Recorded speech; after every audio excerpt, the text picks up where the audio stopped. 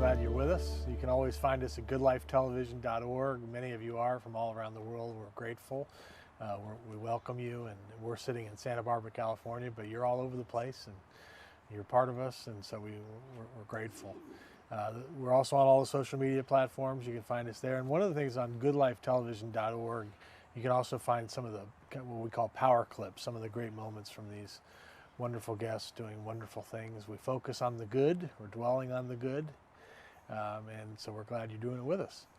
I'm really excited today about my guests, both with Claris Health, and Talitha Phillips has been the CEO for 20 years, we just talked about, and Nikki Woolsey is the program director. Welcome, guys. Thank you. Thanks for coming.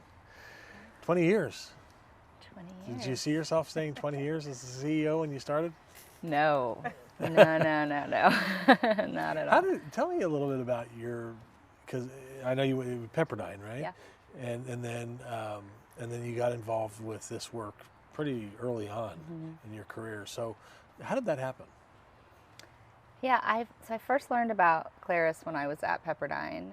I went to a church one Sunday and saw an ad for one of the support groups that they were offering. So I actually started as a client that went through one of their post-abortion support groups, and got to know a little bit about Claris. They were very small at the time. It was just more of a little counseling center, and loved it was life-changing for me, and thought, maybe I'll give back in some way and volunteer. So graduated and volunteered a little here and there, and then the position for director opened up, and they really pursued me. So no, this was not in the plans for me at all. I ran from them every time I'd see them, and they'd say, that position's still open and we think you should be the director. And I was like, no. I have Pepperdine loans and all these plans for the future. But it all ended up sort of working out, and eventually I surrendered and said yes, and here we are. Wow. And for those that don't know, I should have introduced it at the beginning, but Claris Health is a nonprofit organization in Los Angeles, California, focused on providing no or low-cost medical services for families, focusing on perinatal care. Did I get that right? Yeah, medical is one of the main services, but we actually do medical counseling and support services for pregnant women and then families with kids under 5. So it's a pretty comprehensive, holistic model, really looking at the physical but also emotional and spiritual needs of every person that we serve. Wow. So, yeah. And Nikki, tell me about your role. I know you're heavily involved in the parenting portion, but tell me a little bit about what you do. Yeah, so I run our parenting support program, and I sort of fell into it as well. Was not really thinking about doing that, but just worked out that way, and now I can't imagine doing anything else. But basically we have all sorts of parenting classes that families can access either Zoom or in person. So we help them out just with a base of education and learning about how we can be better parents. So I'm teaching myself every day. And then also just the one-on-one emotional support. And then we also help them out with material things like diapers and wipes and cribs and car seats. And so I get to kind of play Santa a little bit too, which is wonderful. Yeah. Parenting is the most important job I think that we have. And there's no manual. Nope.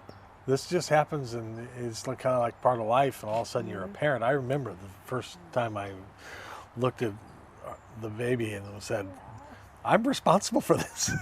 Yeah. It's a sobering moment, but it's great to provide the support for people because it's a big job. Yeah, and so many of our clients, they haven't come from maybe a supportive family background. And so for them, learning about what it means to be a good parent is a completely new concept to them. And even when you do know, it's so helpful to continue to find out information so that, we can always improve.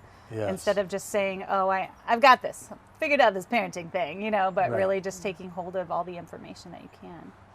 What have you found is kind of the need in this space that you're in? So you're in Los Angeles, you've been at this a long time. Yeah. What is the need, would you say? I think one of the things that makes LA possibly unique is just the number of people who feel alone in a big city like Los Angeles. And many people are transplants from other parts of the country, and others grew up there, but it's such a big city, so there's, for some it's a financial need. We serve a high, low-income population, so we have a facility in South LA and Linwood, by Compton, and then in West LA. And even though the communities are very different, you realize that something like parenting or facing an unintended pregnancy really unifies us, and that the emotions that you feel are very similar, whether you are married and have financial means, or you're single and young and alone. All of us often feel ill-equipped in that moment, or wondering if we are doing the right thing, or if we know what we're doing. And so I think, isolation, I think a lot of people feel very alone. I think there's just the community aspect, that when we parent knowing that there are others in that space with us, we tend to have to bounce ideas off each other. I think mentorship for a lot of people, having someone to, like a mom that you would ask questions to. And then a lot of people who come to us are really in that decision-making moment. They don't know what they're going to do. They're feeling like maybe they can't parent. And so then we provide this opportunity to explore all of their options, so they don't feel trapped or feel like they only have one option, or feel like they can't do it. That we really sit down and look at the pros and cons of each option, where they're sort of walking through that themselves and making a decision that ultimately they own and they're happy about. And then we're saying, look, we're going to rally around you and love you regardless of what you choose, but we also have all this support for you, so that you don't have to do that alone. Wow. So it could be adoption support. We have a network where if somebody chooses adoption, we walk alongside with that birth mom. And post-abortion, same thing. We don't provide terminations, but we have support groups for people afterwards if they want to come and process and heal from that. And then the parenting, we're in it for at least the first 5 years. If not more. If not often more. Wow. Yeah. That's amazing. And you actually have parenting courses or classes. Yeah, and one of the courses that we offer is a court mandated course. So, and that one doesn't have any age restrictions. So I actually met with a mom who had two 35-year-old twins. But she had an open case from back in the day, and she was just determined to finish it out and see it through, and so she did. So anyone can access that class, and typically it costs money to take a class like that, and usually, you're in that position where that's not convenient to pay that, hundreds of dollars for that. So we're able to provide it for free, and it's incredible, particularly when we're offering it with other community agencies and watching people just really transform their lives. It's so inspirational. It's one of my favorite classes to teach. Yeah, that's wonderful. Yeah. I was reading some of this interview with you that somebody else did, but and the whole issue surrounding reproductive rights and so forth can be a big fight. Unfortunately. Yeah. And what I was hearing from you and what I'm seeing from you is that you're really about the compassion. Put aside, the choice you make. For the time being, let's focus on this is a person. Yes. Whatever, and I think sometimes that can get lost in the fighting. That this is a real person. This is a difficult position, and to have that heart of compassion, I really admire that about you guys and what you're doing. I think we need more of that. Totally. Yes. Yeah. I think that even just terms are so polarizing, whether it's pro-choice versus pro-life, or it's often pitting the woman against the child and saying one group elevates the life of the child and one group elevates the life of the mom. And I think we're trying to say, no, all of these lives are incredibly important. But the woman is usually sitting in front of us, or the guy, the partner is in front of us. And that's who we're called to care for in that moment. And then hopefully you care for them really well, and that impacts their family. But it really is bringing the humanity to this and getting rid of the, whether it's the political debate, or even just the, just perceptions in society, and just saying, look, these are people and their situations are valid and their struggle is valid. Yeah. And we need to focus on how can we help them so that they grow through this. And it's not so much about the outcome of their decision, but it's about that journey. Right. That is where real transformation. In the journey. Yes, so they're not alone. Yeah. That's powerful. Exactly. Yeah. I was fascinated to read a little bit of your thoughts on leadership. I want to ask you about leadership. Sure. And being 20 years as a CEO, I think is you probably learned a lot. If you had a conversation with your 20 years ago self about this role in leading an organization like this, that I've found, and I think it's true, that when you're doing something of meaning, you take a little incoming. You know, it can be a fight at times. It can be a struggle, because I think that's just the way it is. If you're not doing anything, you know, that matters, then it can be kind of smooth sailing. But when you get into some of this powerful work with people, that you can take some incoming. What would you say to your 20-year ago new CEO self? Gosh, such a good question. Buckle up. You know, I think it's funny when people ask me about leadership, because I don't know that when you're in it that you're feeling like I'm growing as a leader, right? You're just sort of getting up every day. I think probably the most meaningful lessons have been learned through mistakes and realizing that I think I kind of feel called to just be a sponge and sort of absorbing. And we are, Nikki can attest, everything we do afterwards, we tend to take inventory of like what went well and what can we do better. And I think that I probably would tell my 20-year-old self, like, you're never going to be perfect or arrive at this perfect leadership, but stay humble enough to continue to learn from all your mistakes. And then one thing I've learned is just surround yourself with people that are smarter than you and know more than you, and really lean into that, because I feel like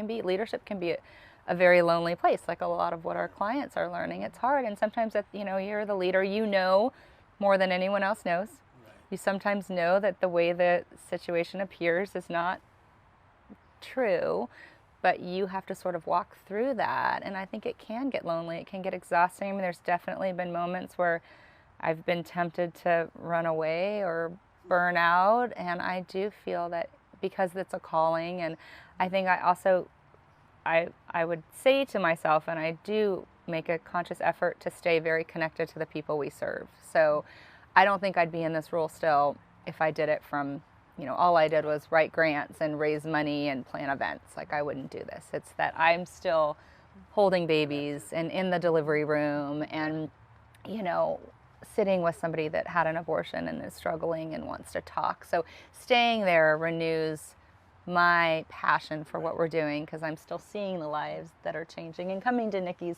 classes and realizing, gosh, we are really making a difference. And it's not me, it's these amazing people that I'm surrounded with, but that's what keeps me. I will interject about her leadership, that I think the thing that makes her so amazing is because she is there on the ground, and she never separates herself from that in a way that, I don't want to be involved down there. She doesn't do that at all. And she's so hands-on, and there's absolutely nothing that she is asking you to do that she is not already doing herself, and wouldn't do. And I think that's really incredible, because I think you get to a certain level and you say, oh, well, I don't do that anymore. I'm not going to clean that toilet because it needs to get cleaned. Like, oh no, she'll be the first one down there going, actually, that's not right. I'm going to clean that up, but I think that's incredible, because there's nothing she's not willing to do or to tackle.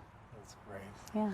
That's funny you said it that way, what you said about the sponge, because you just took me back to Westmont College 25 years ago when there was a director of leadership development. His name Jim Halverson, he may be watching. And he said that he talked about leadership the exact way you just did. He said, when you're a leader, you're a sponge and you absorb other people's pain. And I was like, at the time, I'm like, okay, I was looking for something a little bit more practical, but it's so true. And I think that's that can be very powerful when a leader. So it's funny you described it that way, but anyway, for what it's worth. So people who are in need, what's the entry process here? How do they enter? How do they become clients or get involved with you guys? What's the process? Yeah, I mean, we have so many different entry points, and I think that's, when I started, we were so small. It was mostly like word of mouth, or they would, find us on the old internet, or the pre-Google and social and all that. So, but now they might be referred. So we have about 240 community partners that we work with. So a lot of patients or clients are referred from another agency that they go to. Word of mouth, friends referring friends, and then the internet. So many people just Googling for help or going onto Yelp and then finding us that way. And there's different programs they can enter. So medical, they might come because they think they might be pregnant and they want a pregnancy test. They might come because they already know they're pregnant and they want verification, or they want an STD test, or they are assigned court-mandated parenting classes and they come for court-mandated classes, and then they think they might be pregnant and they transition over to the clinic. And we offer therapy, so we have ongoing professional counseling. So some people find that, and then we're very much trying to help them access more than one program, so that they, if you're coming to us for parenting classes, you probably also maybe you need some counseling, or maybe you're coming for medical, but then you're going to need the adoption support or whatever it is. So yeah. So there can be multifaceted things that they experience once they're involved with you. Yes. But they just call. They just call you. They call. They walk in. So we allow walk-ins. Okay. They can make an appointment online. They can text us. I mean, we have lots of different ways they can find us. Okay. So. Isn't adoption a wonderful thing? I mean, I've had some friends, for some reason, many of my classmates from college that I was good buddies with have adopted. And I'm not trying to paint it as this picture perfect. I know it's, in fact, a couple of them have had real challenges, but the beauty in it remains for me as I watch them grow. Like, what a wonderful thing adoption is. I mean, so that's part of what you guys are involved in? Yeah, so we don't facilitate adoptions. We work with an amazing organization so if somebody comes to us and they're interested in adoption, we're able to refer them to an organization called True Adopt, and they are more of a birth mom advocacy group, and then we stay connected and walk them through that. But I adopted, my youngest daughter was adopted. Oh, really? And so we've walked through that. She's 9 years old, and we have a very open adoption with her birth mom. So I would say, yes, it is the most wonderful thing, and it's also a very painful process for birth moms, even though we have a very open adoption and she sees her on average once a month. There was a lot of pain. There was loss of her, what she thought her life would look like, and seeing her daughter, I think she's so happy she's in our home, but it also is painful for her that she wasn't able to provide that. So I love talking about adoption because I think we often talk about it from the adoptive parent's perspective, but we forget there's another family. I mean, my daughter has another set of grandparents and two more sets of grandparents, and her birth mom and her birth father, and we're still very connected, and it's great to tell the story, but there's also been some hard conversations, and but it's we love it. Yeah. How do you raise support? Do you fund? I think that's probably part of your job, if I had to guess. So how do people support you? I mean, is it mostly individuals? Is it grants? Is it everything? All the above? Yes, it's almost entirely individually supported. Is it really? Yes, mostly individuals, either through monthly support, one-time gifts, or events. And then we do get some small foundation grants, and then a very small reimbursement from Medi-Cal for our prenatal program. So that's our only sort of state funding, and I think it's less than 1%. There are some churches that support financially, and then Nikki's program gets a lot of, non-cash support. You want to share a little bit of that? Yeah, we work with a few different organizations that will get like corporate donations. So, Huggies will donate to them a bunch of things, and then they pass that out to their community partners. And so that's just a huge blessing, because then I can have brand new cribs, and I can have brand new car seats, and all sorts of things, even things that just give dignity, like cosmetics and things like that, so that people can feel special. And I think as a parent, sometimes you feel forgotten. And, it's all about the child and the baby and blah, blah, blah. So you're kind of forgotten along that way. And so it's really cool because we do get a lot of other kinds of donations, and then we can give that to them to help them feel special and like their own unique human. Oh, that's so good. Yeah. We have a little slogan around here at the Turner Foundation sponsors this program, and we came up with it the other day. We were thinking, what is kind of the heart of what we're trying to do, and it's lifting people up. Yeah. But hearing you guys talk, you really are lifting people up, and what a wonderful thing to do. So thank you. Thanks for what you're doing, what you continue to do. Claris Health is the organization, a nonprofit, and thanks for coming on. Thank you so much, Dean. See you next time.